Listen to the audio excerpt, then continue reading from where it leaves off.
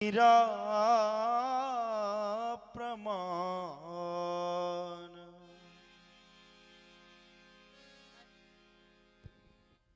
मैथिली प्रतियोगिता में भाग लेने वाले प्रतियोगियों, सुना आप लोगों ने अष्टांग योगी के वचनों को।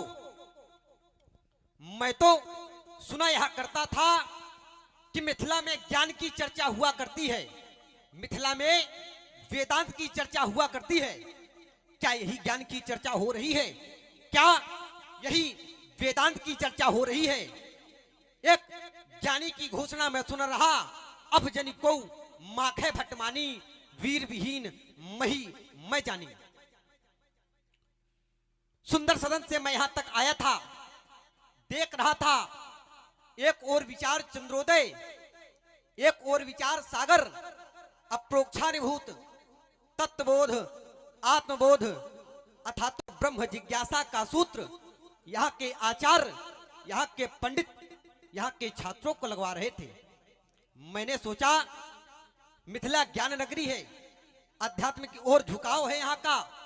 मैंने सोचा राजा जनक का जीवन जल में जलज की भांति है, जैसे कमल और कमल का पत्ता जल में रहकर उसमें लिपायमान नहीं होता, लिप्त नहीं होता।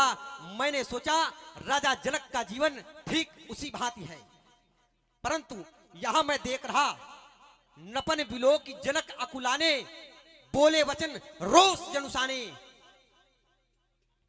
भैया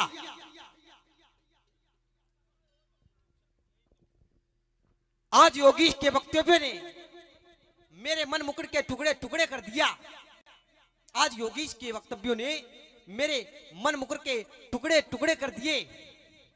बार बार राजा जनक का वक्तव्य मेरे कर्ण प्रदेश पर पहुंचता है। वीर विहीन, वीर विहीन। राजा जनक के द्वारा यह घोषणा कर दी गई कि अब कोई वीर इस पृथ्वी पर नहीं बचा, परंतु राजा जनक, मुझे लगता है आप ये भूल गए हैं, इस पृथ्वी को वीर भोग्या वसुंधरा के नाम से भी जाना जाता है। यहां एक एक दिन में ना जाने कितने वीर पुत्र जन्म लेते हैं और एक एक दिन में ना जाने कितने वीर पुत्र अपनी धरती माता के स्वाभिमान की रक्षा के लिए अपने प्राणों तक को न्यौछावर कर देते हैं। आप कहते हैं कोई वीर नहीं बचा। अरे राजा जनक, यदि वीर न होंगे धरती पर तो इस धरती माँ का क्या होगा? फिर परदेशी राजा करे राज और भारत माँ का क्या होगा? यदि छोटी छोटी नदियां नाले धोवेंगे पाप तो उस गंगा माँ का क्या होगा? यदि वीर न होंगे धरती पर तो इस धरती माँ का क्या होगा? अरे राजा जनक, आपने अपने नेत्रों से कुछ देखा नहीं, जाना नहीं और ऐसे ही बोल दिया वीर विहीन। राजा जनक, अरे देखा नहीं, नयन से कुछ और अनुचित वाणी कह डाली। ये शब्द वज्र से लगते हैं कि पृथ्वी वीरों से खाली है।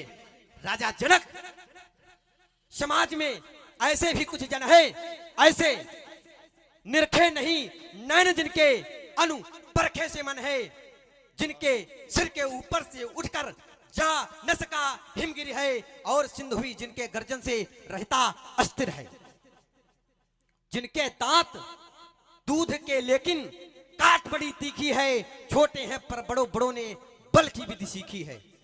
राजा जनक, उनकी ओर निहारो जिनका आनंद अंगारा है और पांचों तुम दृष्टि वहां जिससे ज्योतित्व उतारा है। उठो उठो प्रभु, उठो प्रभु, क्योंकि अब राजा जनक के वचन मुझे वज्र के समान लगते हैं। उठो प्रभु, सुनकर जनक की कातर पानी, क्योंकि रघुवंशी वीरों के मन का मरा नहीं है पानी। मिल जाए संकेत तुम्हारा तो जाने क्या से क्या कर दूं मैं, हर ज्वाला को राख बना दूं, स्वयं अनल अंगार बनूंगा। कहेगा जो राजा आज वीर नहीं, मैं उसी के देश में वज्र बन जाऊंगा और पलट माही पलट धरती को रसातल माही कच्छप द्वारा शेष भारत को हटाऊंगा। रहेगा ना राजा, कहेगा कौन कायर मोही, वंश रघुवंश की बताएगा नभ में फहराऊंगा। दूल्हा बने राम, दुल्हन जानकी, जलज बिंदु, वीरों में वीर शिरोमणि लखन लाल कहलाऊं मैं। तोड़हु छंतक दंड जिमी तो प्रताप बलनाथ जो न करो प्रभुपत शपथ कर्ण धरो धनु भात कर्ण धरो धनु भात। बोलो लखन लाल की। लखन सकोप वचन जे बोले डगमगा